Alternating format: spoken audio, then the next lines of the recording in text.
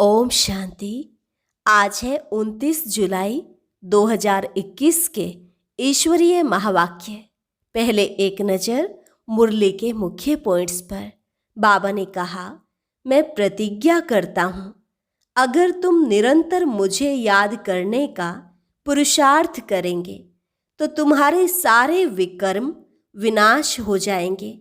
पवित्र तो जरूर रहना है, लेकिन साथ साथ निरंतर याद में भी रहो।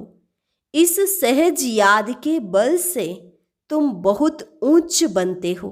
फिर कहा, केवल दान पुण्य करने से कोई पुण्य आत्मा नहीं बन जाता। ज्ञान का सागर पतित पावन बाप ही तुमको पाप आत्मा से पुण्य आत्मा बनाते हैं।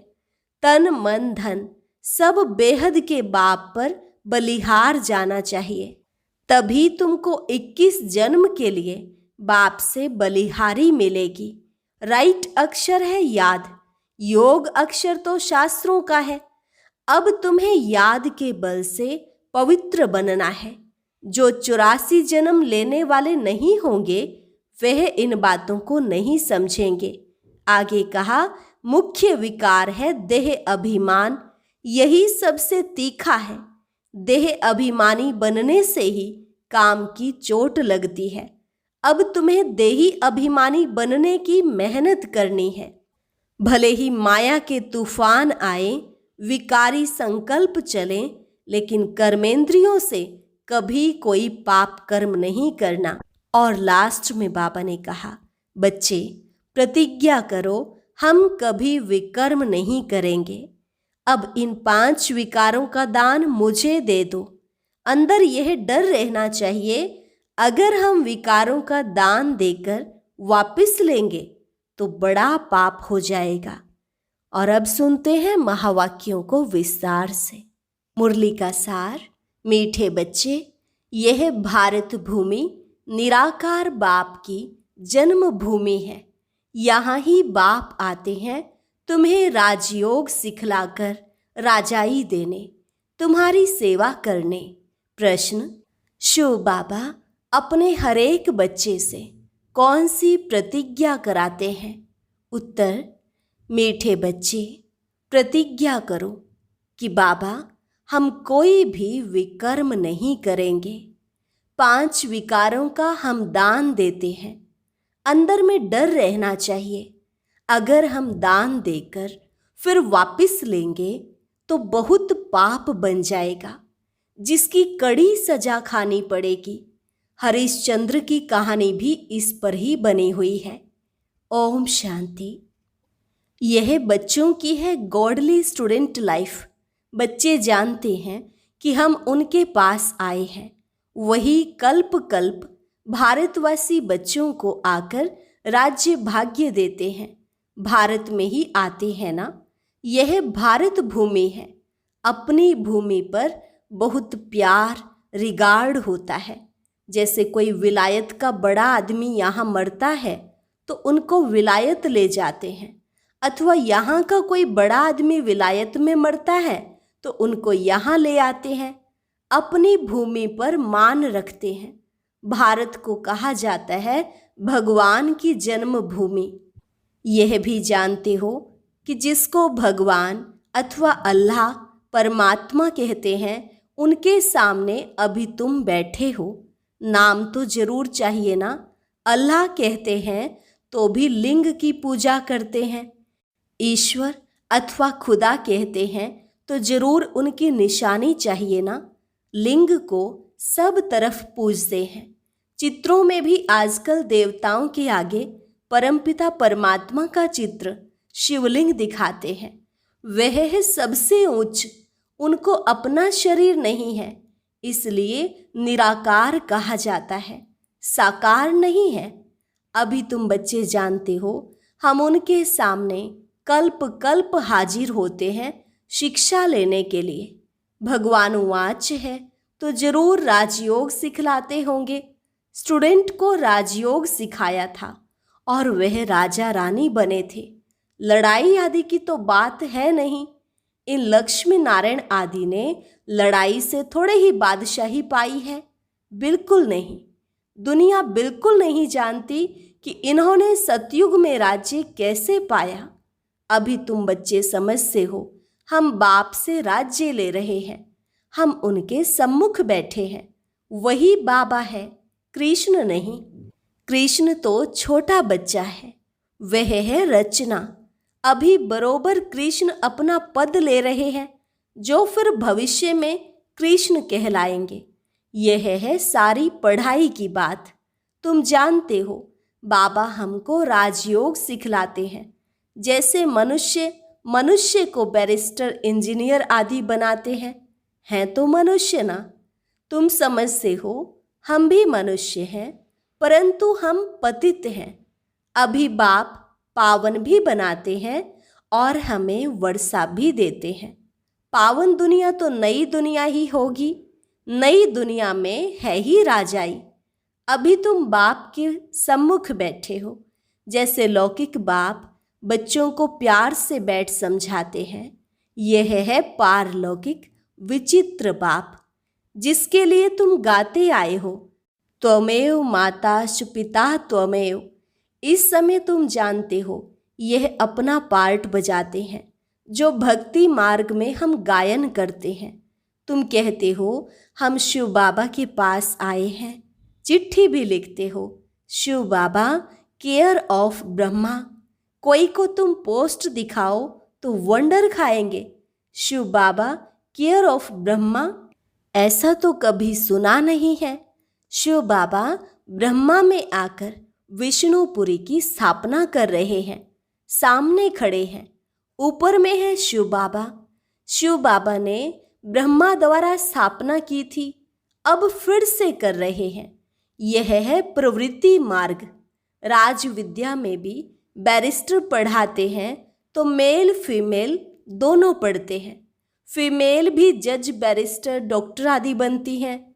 यह भी प्रवृत्ति मार्ग है। सन्यासियों का है निवृत्ति मार्ग, वह अलग है। यह भी बाबा ने समझाया है। शंकराचार्य अगर नहीं आता तो पवित्रता का अंश नहीं रहता, भारत बिल्कुल ही जल मरता। यह नोंद है भारत को थमाने लिए।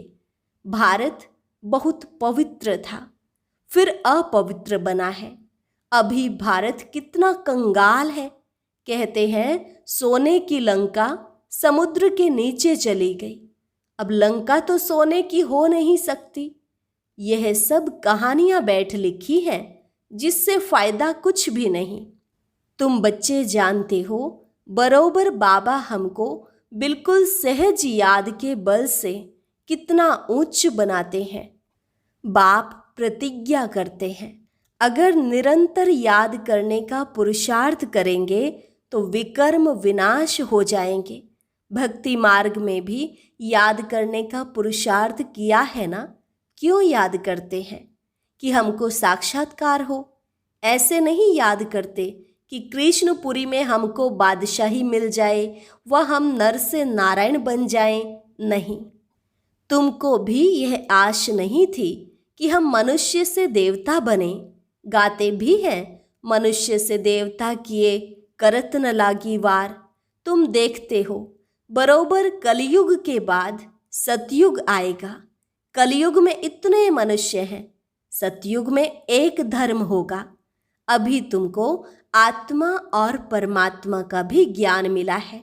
दुनिया में एक भी मनुष्य नहीं जिसको आत्मा का ज्ञान हो। आत्मा में 84 जन्मों का पार्ट कैसे नोंधा हुआ है, यह कोई जानते नहीं। यह अक्षर भी कभी कोई से नहीं सुने हैं। बाप तो है ज्ञान का सागर, पतित पावन, निराकार। तुम जानते हो, हमारी आत्मा अब पाप आत्मा से पुण्य आत्मा बन रही है। सतयुग में तो है सब पुण्य आत्माएं, यहाँ है पाप आत्माएं। ऐसे नहीं कि बहुत दान पुण्य करने वालों को पुण्य आत्मा कहा जाता है। नहीं, पुण्य आत्मा होते ही हैं सतयुग में। यहाँ जो मनुष्य दान पुण्य करते हैं उनको पुण्य आत्मा समझते हैं। वहाँ तुमको दान पुण्य आदि करने की दरकार नहीं रहती। वहाँ गरीब कोई होता ही नहीं। तुम वहाँ सदैव के लिए पुण्य आत्मा हो ही। तुम तन मन धन सब बेहद के बाप अर्थ देते हो, जिसको बलिहार जाना कहा जाता है। बाप कहते हैं पहले मैं बलिहार जाता हूँ व तुम। बाबा कहते हैं पहले तुम बलिहार जाते हो, तब फिर 21 जन्मों के लिए बलिहारी मिलेगी। यह बातें अभी तुम अच्छी रीति समझते हो, डायरेक्ट सुनते हो। घर में रहते हो तो वहाँ मुरली आती है, दूर से सुनते हो। अभी तो बाप के सम्मुख बैठे हो। बाप कहते हैं बच्चों, मैं तुम्हारा बाप भी हूँ। यहाँ अंधश्रद्धा की कोई बात नहीं। बाप भी है, टीचर भी है। बाप का बनने से वह शिक्षा देते हैं। तुम्हारी बुद्धि में अब सारा ज्ञान है। 84 का चक्र भी तुमको समझाया जाता है। जो 84 जन्म लेने वाले नहीं होंगे वह समझेंगे नहीं। तुम समझते हो बरोबर हम 84 का चक्र लगाकर अब वापिस जाते हैं। बाप कहते हैं तुम आत्मा अशरीरी आई थी, फिर अशरीरी होकर वापिस जाना है। तुम पवित्र आत्माएं होकर जाती हो। पवित्र बनने के लिए तुम पुरुषार्थ कर रहे हो। योग बल अथवा याद बल से तुम पवित्र बन जाएंगे। योग अक्षर शास्त्रों का है, राइट अक्षर है याद। स्त्री को पति की अथवा पुरुष को पत्नी की याद रहती है ना। योग का अर्थ ही है याद। बाप भी कहते हैं मामेकम याद करो और संग बुद्धि योग तोड़, मुझ अपने बाप के साथ बुद्धि योग जोड़ो। याद करो, जितना याद करेंगे उतना तुम्हारे विकर्म विनाश होंगे। बरोबर भारत को कल्प कल्प वर्षा मिलता है। शिव जयंती भी मशहूर है। जैसे बुद्ध क्राइस्ट आदि की जयंती है, वैसे निराकार शिव की जयंती है। वह ऊंच ते ऊंच हो गया। कृष्ण जयंती भी मशहूर है, परंतु वह क्या आकर करते हैं यह किसको भी पता नहीं है। कृष्ण सतयुग का प्रिंस था। जरूर उनको कोई ने ऐसा कर्म सिखाया होगा जो सतयुग का प्रिंस बना है। छोटा बच्चा तो पवित्र ही है, वहाँ विकार की बात नहीं रहती। बच्चा शुद्ध रहता है। भगवान तो एक ही निराकार है, गॉड इज वन। बाकी सारी है रचना। रचना से कभी रचना को वर्षा नहीं मिल सकता है। वर्षा बाप से मिलेगा। भाई को भाई से वर्षा नहीं मिल सकता। तुम सब भाई भाई हो। ब्रदरहुड कहते हैं ना। बाप तो एक ही है, वर्षा बाप से मिलेगा। सर्व भाइयों का सदगति दाता एक बाप है। सभी आत्माओं को बाप से वर्षा मिल रहा है। बाप कहते हैं मैं आत्माओं को आकर पढ़ाता हूँ, आत्माओं को सदगति देता हूँ। बाप बैठ राजयोग सिखलाते हैं। इस पढ़ाई का पद तुमको यहाँ नहीं पाना है। वह बैरिस्टर आदि इस जन्म में बनते हैं, फिर दूसरा जन्म लेकर फिर से पढ़ेंगे। तुम जानते हो इस पढ़ाई से हम 21 जन्म के लिए प्रारब्ध पाते हैं। वहाँ सतयुग में डॉक्टर आदि कोई होते नहीं, वहाँ बीमारी ही नहीं होती। वहाँ तुम गर्भ महल में रहते हो, यहाँ गर्भ जेल में रहते हो, जहाँ बहुत सजाएं मिलती हैं। तब पुकारते हैं इस जेल से बाहर निकालो, हम फिर कोई भूल नहीं करेंगे। धर्मराज से प्रतिज्ञा करते हैं। यहाँ तुमको शिव बाबा से प्रतिज्ञा करनी है। बाबा हम कभी विकर्म नहीं करेंगे। 5 विकार हम आपको दे देते हैं। यह भी बाप जानते हैं कि विकार कोई ऐसे फट से नहीं छूटेंगे। अंदर डर रहना चाहिए। हम विकारों का दान देकर फिर लेंगे तो बड़ा पाप हो जाएगा। जैसे राजा हरिश्चंद्र का मिसाल है। बाप जानते हैं ऐसे नहीं कि 5 विकार झट से छूट जाते हैं। नहीं, टाइम लगता है। तुम्हारी कर्मातीत अवस्था होगी तब लड़ाई लगेगी। यह 5 विकार हैं बड़े दुश्मन। उसमें भी मुख्य है देह अभिमान। उसका दान देना कितना मुश्किल है। घड़ी घड़ी बाप कहते हैं, अपने को आत्मा समझ, मुझ बाप को याद करो, परंतु यह होता नहीं है। देह अभिमानी बनने से फिर काम की चोट लगती है। देह अभिमान सबसे तीखा है। देही अभिमानी बनने की मेहनत है। मुख्य देह अभिमान आने से ही पाप हुए हैं। 5 विकार दान में देना पड़े, इसमें समय लगता है। साजन बिगर सजनियां तो जा न सके। पहले साजन को जाना है, फिर सजनियां। साजन को आकर सब आत्माओं को ले जाना है। जब तक कर्मातीत अवस्था हो तब तक पुरुषार्थ करना है। देह अभिमान में आने से ही फिर भूलें होती हैं। कहते हैं बाबा, देह अभिमान में आकर विकार में गिरे, तूफान तो बहुत आएंगे। विकार का संकल्प आए, परंतु कर्मेंद्रियों से कभी कोई पाप नहीं करना। माया को जीतने के लिए कितनी मेहनत करनी पड़ती है। बाप कहते हैं, अगर शादी की हुई है तो पवित्र रह कर दिखाओ, तो सन्यासी भी देखेंगे। तुमको आमदनी देखो कितनी भारी है, पवित्र रह दिखाया तो बहुत उच्च पद पाएंगे। तुम पर तो सब कुर्बान जाएंगे। बाबा भी महिमा करते हैं, भले पवित्र भी रहे, परंतु फिर भी योग तो चाहिए ना। योग में ही घड़ी घड़ी विघ्न पड़ते हैं। देह अभिमान आ जाता है। पवित्र रहते हैं सो तो ठीक, पवित्रता से ही पवित्र दुनिया में वर्षा पाएंगे, परंतु फिर माया भी जोर रखेगी। माया बहुत वार करती है। बाप समझाते हैं, यह सब होगा। बहादुरी दिखलाते हैं, परंतु साथ साथ निरंतर याद भी रहे, तभी विकर्म विनाश होंगे। रुस्तम जो बनते हैं उनको माया भी बहुत सताती है। याद में मुश्किल रह सकते हैं। जो रह सकते हैं उनसे अनुभव पूछना चाहिए, क्या समझते हैं, कैसे रहते हैं। याद में रहने से विकर्म विनाश होंगे। यह बात ही बिल्कुल न्यारी नई है। यहाँ बैठे हो तो नशा चढ़ा हुआ है, यह भी समझते हैं। भगवान एक ही निराकार है, ना कि कृष्ण। वास्तव में कृष्ण के लिए शास्त्रों में बातें लिख दी हैं। उखरी से बांधा, यह किया, वह कोई बातें हैं नहीं। यह भी उनकी ग्लानि करते हैं, इंसल्ट करते हैं। कृष्ण में तो कोई भी अवगुण नहीं था। चंचलता करना यह भी एक अवगुण है ना। कृष्ण तो बिल्कुल ही मर्यादा पुरुषोत्तम है। उनकी महिमा गाते हैं सर्वगुण संपन्न। गाया जाता है गुरु ब्रह्मा, गुरु विष्णु। बोलो, गुरु तो हमारा है नहीं। हम इनको ना तो गुरु ना ईश्वर मानते हैं। पतित पावन तो एक ही निराकार है ना। साकार गुरु कोई पतित पावन हो न सके। इस समय तुम परमपिता परमात्मा की सारी जीवन कहानी को जानते हो। 5000 वर्ष में शिव बाबा का क्या पार्ट बजता है, यह तुम जानते हो बाप द्वारा। नॉलेजफुल तो बाप है ना।